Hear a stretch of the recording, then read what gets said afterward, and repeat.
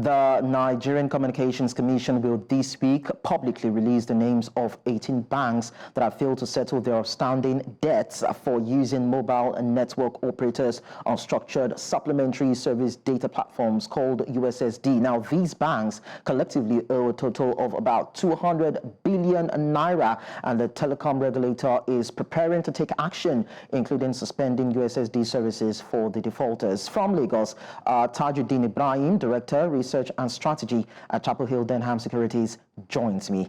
Thank you so much, Mr. Tajudeen Ibrahim, for joining us on the show. Thank you for having me on the show.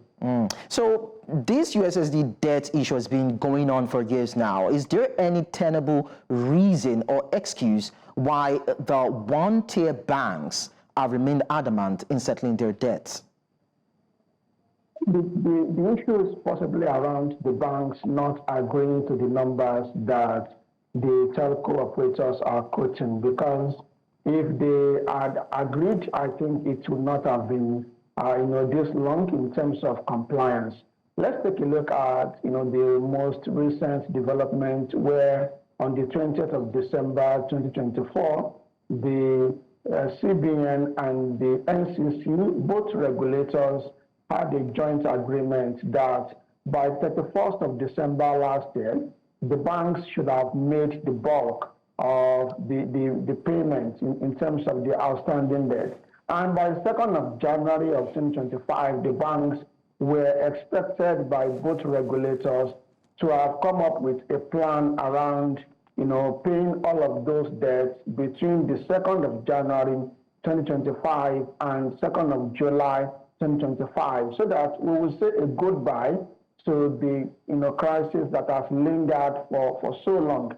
But I reckon that the banks are not so much in agreement around the number in terms of what the telecom operators are quoting. So I think that is where the problem is. But I reckon that both of these operators in the sector can sit at a table and agree on a particular figure. We have 250 billion is the number, and according to the telecom operators, 4 banks have, largely speaking, complied with the directive of the 2 regulators as at 31st of December, and 18 banks are outstanding, that is, they are yet to comply. So I believe it is, largely speaking, a matter of dispute around the number, because that only could be the case because it is not like the banks do not have the money. They have the money. It is just possibly around, fully agreeing on the numbers. I think so. Aside disagreement on what is to be paid, the banks equally argue that the charges are unfair and outdated, suggesting that telecoms should bill end users directly instead of charging the banks. So is that the right way to go to end all these squabbles? I think that is possibly not the right way to go, because we are talking about a transaction in between 2 key players in the Nigerian economy. I mean the banks and the telecoms operator in this case. So what transaction we are talking about is a banking transaction. Primarily speaking, a banking transaction. It is not a telecom transaction. It is just being enabled by the telecom operators in the country. So the primary responsibility in terms of billing should be on the shoulders of the banks. They should be the one driving it and deciding what the charges should be based on what the telecom operators advise them that it should be. So that is what I think. I think the banks really need to take ownership of that, because if you do not have a bank account, you would not be able to do USSD transactions. So it is primarily about the banks, and the secondary, the telecom operators are secondary elements in this case, in my view. Let's now look at how this affects the MNOs themselves. Now, could the unpaid debts, we're talking about 200 billion naira, could it cripple telecom operators' ability to sustain USSD services themselves? So it can to some extent, because we are talking about the telecom operators, being dealt with by the, macroeconomic headwinds. And if they currently are facing all of those challenges, I believe that, being held about, $250 billion is a big deal. And it is something that, should be sorted out, between them and the banks. Because even the banks do not want customers to owe them. Let us take a flip side. If the telecom operators were owing the banks about 250 billion naira, would the banks, forget about the loan and, write it off? The answer is no. They will pursue the telecom operators and ensure that, they are able to recover, their fund. And I think, one thing that the banks have to bear in mind in this case is that we are talking about substantial economic value when we are looking at USSD in terms of importance. The data released by the central bank suggests that annual transaction value is about 4 trillion naira. If you take a look at it, that is close to about 3% or thereabouts of the Nigerian economy. So it means it is a substantial amount in terms of transaction value, and also it is substantial on the shoulders of the telecom operators, because it is important for them to recover that, to have confidence that they will be able to continue to offer that service to the banking sector and, to the Nigerian population as a whole. Let's even track back to the beginning when the USSD platform was created by the MNOs. It's been said that while the agreement was signed between the mobile network operators and the deposit money banks, that the process itself was flawed. And now we're not talking about debts being accumulated. What are the systemic flaws you would say went into the agreement before we now got to the point where over 200 billion is being owed by the banks? I think the flaws, possibly, stemmed from, not agreeing around, how, these transactions will be settled and, who pays what. I think, it is possible that, that is one major element that, could have been better dealt with by both operators in this case. Because if there were concrete agreements around what they should be delivering in terms of, the numbers, and also in terms of... Mr. Ibrahim, so I guess we just had the glitch there, having Mr. Ibrahim continue with submission on this particular matter, but then we will definitely reconnect with him to get more details from him.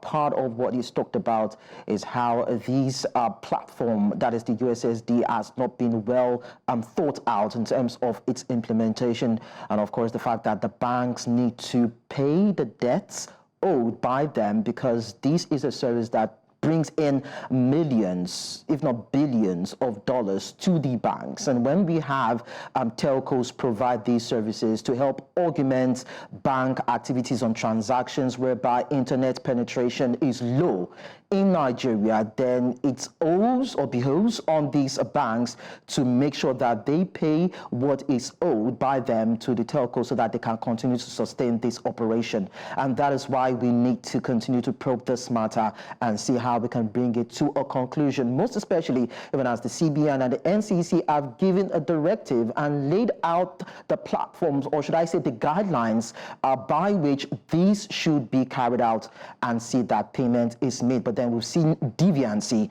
on the part of the DMBs. Let's quickly go on a short break, and when we return, we'll continue our conversation looking at the over 2 billion naira being owed by banks to telecommunication operators in Nigeria. Stay with us.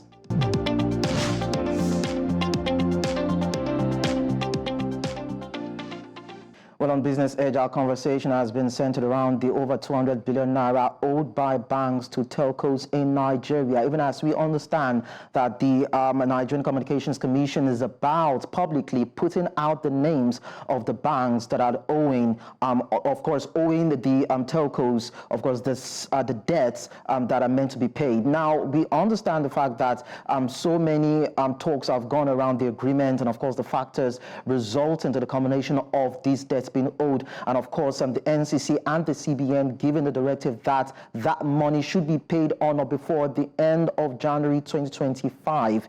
But now the banks have remained obstinate in complying with that particular directive. And we have been talking to Tajudeen Ibrahim, who is the Director of Research and Strategy at Chapelhill Denham Securities Limited.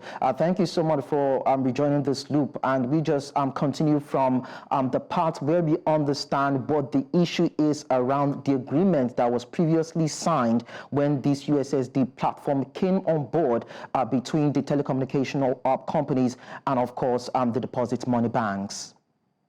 So, actually speaking, what I believe should have happened is a case where the banks really, are the one that are debiting customers' accounts for that services. But don't forget that the banks, charge you for account maintenance, for example, and you get alerted by your banks. So in such a case, my sense is that what really was missing was that how would the telcos get their money for rendering this level of service. And in doing that, I believe that even if it was not there, it should be sort of introduced in the agreement that the banks should be the one debiting customers' accounts for that service, because the accounts to be debited is they are sitting with the banks. They are not sitting with the telecom operators. I believe if there was any sort of unclear areas previously, those areas should be looked into, and I reckon that the responsibility should be shouldered by the banks in this case. Okay, so is the threat to suspend USSD services a better strategy, or would you consider it as a bluff, looking at the critical economic role it plays for both parties, that is the telcos and the banks?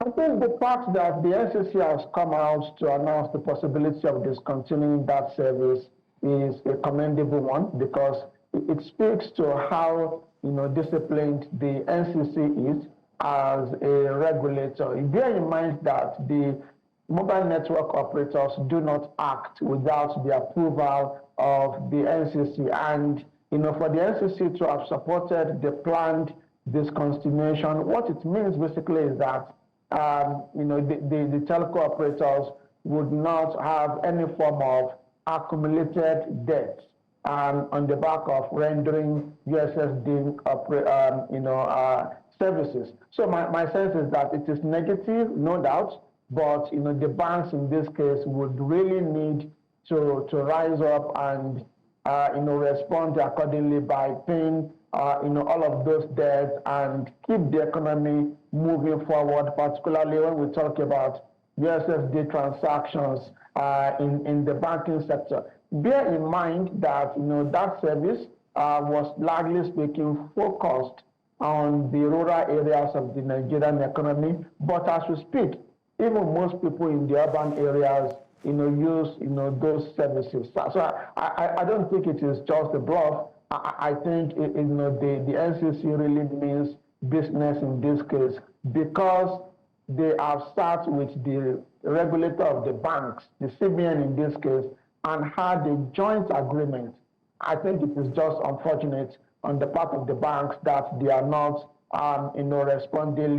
responding as expected or as directed by their regulator. I tell you, it's quite interesting that even the CBN and the NCC, when they went into the matter, told the banks and the operators in December 2023 to comply with the directive that 60% of all pre-API invoices must be paid as full, and final settlement of such invoices must be agreed on or before January 2025. And now that we're seeing that the banks are not willing to align to this directive, what kind of sanctions do you think can force the hands of the bank to do that which is needful? So I think the CBN is also not a soft regulator. I believe that the CBN is also an upright and an effective regulator. I reckon that in the coming days, the CBN will also possibly weigh into this issue and possibly let the banks know that they can be sanctioned if they do not, follow that, directive. We have heard about, a major sanction implemented by the CBN like a few days ago around, getting money from their ATM machines. So it will not be surprising to me if the CBN also comes up and says, look, you'll be sanctioned if you do not, follow the laid down agreement between it and the NCC. And I believe it is very simple. They easily can be debited by the CBN, and then all of the issues are resolved. But instead of doing that, I expect the banks to comply accordingly before the CBN comes out to speak about any form of sanction being implemented against them on the back of this debt that has lingered for too long. Now, if the service suspension, which is expected to take effect in 2 weeks' time, is eventually effected, are we not looking at a potential monumental loss to Nigeria's business environment? I mean, like I said earlier, internet penetration is poor. The only alternative we have is the USSD. Are there other alternatives that we are not aware of that I think individuals and corporate establishments can use for transactions? I think all of those alternatives are limited in terms of their availability as we speak. And this is even the reason that USSD transactions are very important to us as an economy, considering that, I said it earlier, it is about 4.2 trillion naira annual transaction value in USSD in the country. And what that implies is that it is about 2 to 3% of Nigeria's GDP. So you can imagine Nigeria losing about 2 to 3% of its GDP to the carelessness of some sectors of the economy. Another view to it is that about 12 billion naira will be at risk because that is the daily value of USSD transactions that materialize in Nigeria. And it comes up at around that value, and it implies that is what we'll be losing on a daily basis in terms of the economic value. It will be difficult for those in the rural areas to do banking. It will be difficult for them to make payments. It will be difficult also for them to receive settlements for the trades that they have done to the cities, which before now is being settled largely via USSD transactions. I think the impact will be enormous, and it will be big in terms of negativity for the economy. Okay, so I need your clarity on this anyway. Before the adoption of the APIs, USSD transactions were often managed using older or less standardized methods. So as the API effectively resolved any of the disputes around probably over-billing or reconciliation, even before we got to this point where we are talking about billions being owed? I'm not completely sure around, how much of those elements have completely been addressed, but the reality to my mind is that the introduction of the API is largely speaking to improve efficiency. And in digital, sort of transactions, there is always a need to introduce a more powerful and a more effective, sort of network, for transactions to scale through. So I reckon that it's largely speaking would have corrected some of the major ineffectiveness. And in the future, I would not even be surprised if the current system is also upgraded to something more reliant, something more reliable, and also something that is also more efficient, in terms of allowing all of those transactions to scale through seamlessly. Apart from scaling through seamlessly, it is also important to use an application that can easily do the billing, do the charges, so that all of these issues around accumulated debt do not reoccur in the future. And we understand that the NCC has said that subscribers will be migrated to other banks who do not have issues with USSD platforms and payments. And we are also considering how seamless that will be. Maybe they'll be able to get it right pending the time this issue around these debts will be paid or cleared by the banks. We do not know, but it's something we are going to continue to track during the course of the weeks and the months to come. Tajudeen Ibrahim, Director, Research and Strategy, Chapelhill Denham Securities, thank you so much for your time on the show.